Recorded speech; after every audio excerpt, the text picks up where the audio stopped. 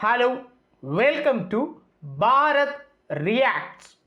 Today we are going to react to Sadhguru's video on a particular question. First of all, who is Sadhguru? Sadhguru Jaggi Vasudev is a teacher, preacher, practice of goodness in humanity. Also the founder of Isha Foundation, which operates in the human realm in saving humanity along with nature, along with spirituality, giving something to our future generation. So, activities such as Kaveri calling, planting saplings on the banks of river Kaveri is one such example. Now, today we are going to react on an important question. This was asked by a lady to Sadhguru: should non-Brahmins conduct temple rituals?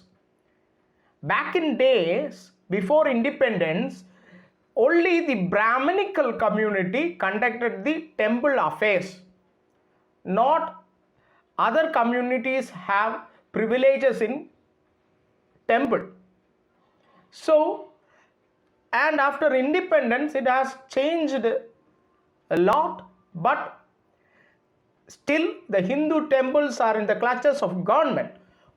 Once if clutches of government is released, then the concern arises is, should non-Brahmins conduct temple rituals?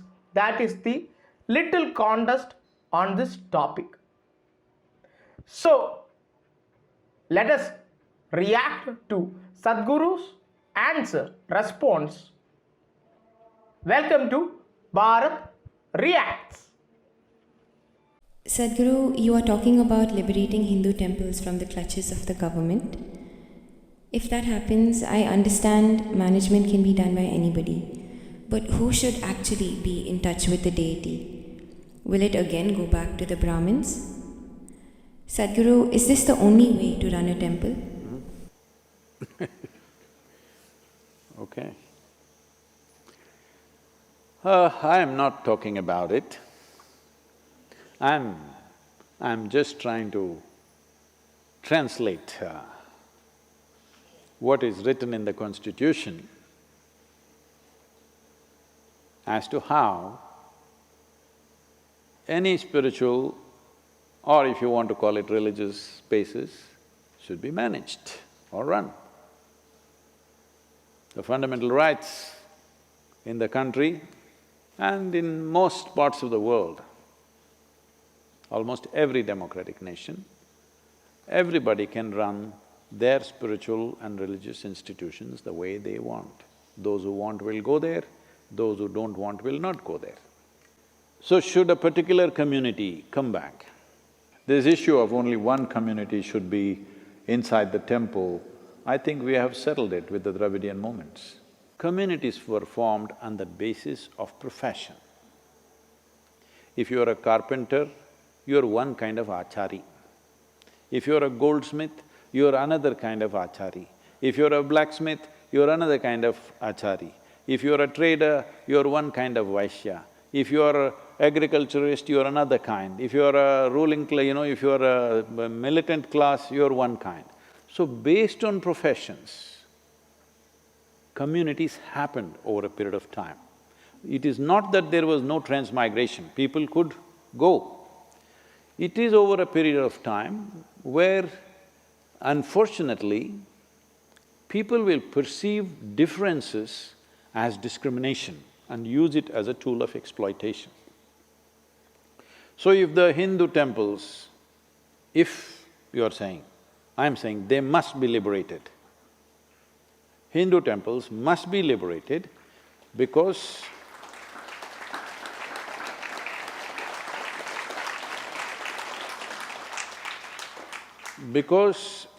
One important aspect of this is, it never belonged to a particular religion, it belonged to a particular trait. Devi temples are made one way, Shiva temples are made another way, Krishna temples are made another way, Vishnu temples are all in one way, Brahma temples in different ways. And all the different kinds of Devis, they are made differently. These were all energy centers established for different purposes. According to your purpose, whoever you are, you could go there. And according to its nature, different class of people manage different types of temples. Over a period of time, for the maintenance of the temple, by the devotees constantly contributing to the temple, temple's wealth grew. As the wealth grew, slowly certain communities tried to kind of dominate that, because there was so much money and so much wealth, so naturally certain people dominated that. Well, in the British era, you must understand this, the Hindu temples were not taken over by the British Empire. It was taken over by a corporate called East India Company. A business took over the temples. Why was… you think the business was interested in your religion? No, because they saw there was so much wealth, they decided they must take it. In 1840, because these temples were managed by the English people, resistance rose in the Christian community, both back home for them and also here, that Christian men are managing pagan temples and we cannot condone that. So they decided to hand it back. By then they had shaved off all the jewelry, this, that. They couldn't take the land to England, so they took only what could be moved. Some temples escaped this, most temples lost their gold and diamond and everything that they had in huge quantities, because people went on contributing. Only when some emergency like a famine or something came, it was for the temple to decide how much it should spend on those situations. Anyway, that's a history thing. Now if we release it, should the Brahmins come back? Not at all. There was a time where if you had to be in the army, you had to be a Kshatriya. If you have to be in the temple, you had to be a Brahmin. Well, as you know today, you can join the Indian army no matter what caste, creed or religion you are. So similarly, the same should happen to the temples. The only thing is the necessary training. So we can open up institutions which will do the training. So it doesn't matter what religion or caste you are, you should still be able to serve. Similarly, we must establish institutions where we will train people what should happen in a Shiva temple, what should happen in a Krishna temple, what should happen in a Vishnu temple, what should happen in a Devi temple. So, whoever learns the process and passes the examination, they will run the temple. Well, right here at Isha Yoga Center, this is a classic example. Here the Bhairavi Devi, a stringent training process, because this has a certain level of ritual involved. Only women can do it. Men are only in the outskirts of the temple. They cannot go in because that's the nature of the consecration. Here in the Dhyanalinga temple, 1/2 of the month, the lunar month, men manage it. Another half of the lunar month, women manage it. But they're all brahmacharis, both ways. They're all ash people, because he is ash. It is beyond the 12 number, he is like that. Now there's a Kala Bhairava temple coming up. You will see there will be totally a different breed of people managing that. Yes, because that serves not only the living, that is built to serve the dead. So that needs a completely different kind of involvement, different kind of competence to manage that. And even in terms of who comes into the temple, see here, People of all kinds of religions, caste, creed, everybody is coming, nobody checks who is who. Because we are not interested who your father was, we are only interested where you want to go. This is the fundamental of democracy, I'm telling you. The fundamental of democracy is, we are not interested who your father was, we are only interested who you are. That's democracy. That is the basis of spirituality. We don't care who your father was or your grandfather was, whatever he might have been. What are you? Where do you want to go? This is all the concern of a spiritual process. So temples were not places of worship. Temples were not places where one man leads the prayer and everybody follows what he says. It never was.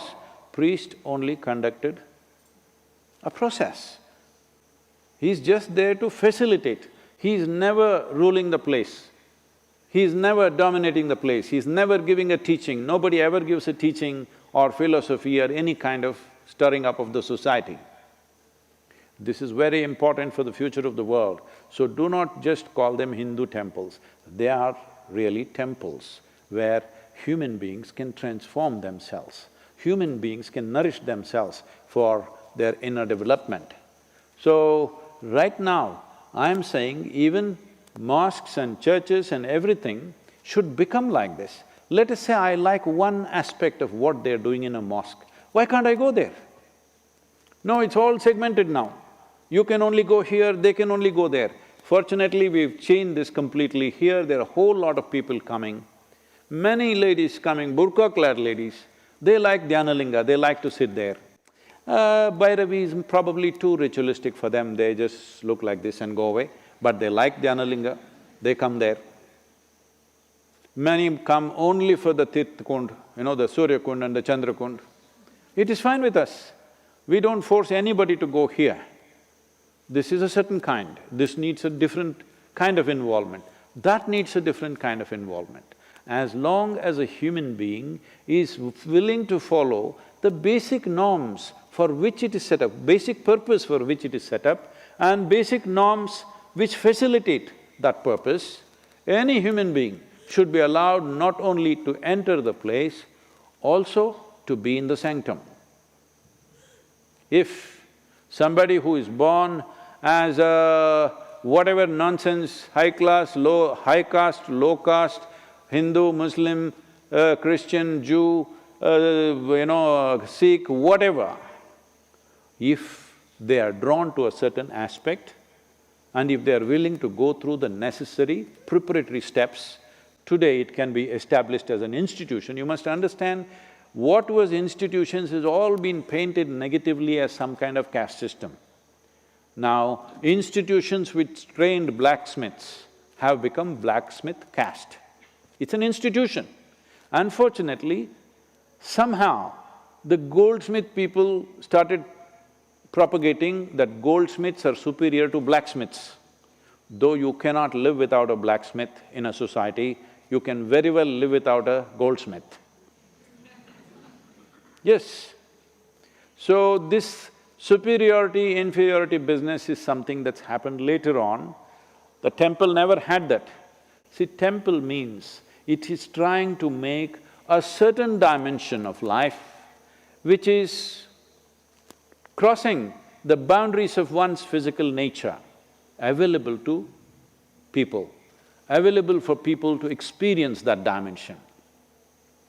If you cross the boundaries of physicality, you have crossed all boundaries and divisions that you have created in the world in the name of caste, creed, gender, nonsense, all kinds of nonsense. See, all these things have happened in many temples, they don't allow foreigners. See, there was a time where in India there were boards, Indians and dogs are not allowed into this place. So in reaction, you put it up in your temple, foreigners not allowed. This was your little reaction. And also it was true, people came in just to desecrate the temple. They come in… there are any number of incidents where they come inside and they want to spit in the temple, any number of incidents where intentionally they want to urinate in the temple. Those were the times of occupation. That is gone. Today, if somebody who is not born in India wants to come into the temple, they're coming in because they genuinely want to come, not to desecrate it, not to dishonor it. They're really coming because they want to experience it. So, nationality, gender, caste, creed, nothing matters, because this is a dimension, temple is a dimension where you transact with that which is beyond your physical nature. This is open to every human being, not only for management, not only for use, also to be in touch with the sanctum sanctorium. It is open to everybody. I would like to see that there used to be… there were mass here who are African in origin. Now there are people from all over, some from United States, some from India. I would like to see every kind, maybe Chinese, Japanese, this, that, works, everything. It's important. This is important not just for the temple, this is important for humanity, that without discrimination, everybody can aspire to grow, everybody can aspire to touch dimensions beyond the limitations of who we are right now. This is the reason why I'm asking for liberating the temple for government clutches, because they're still hanging on to a nasty part of the history which was there. It's time to eradicate that and build a grand future.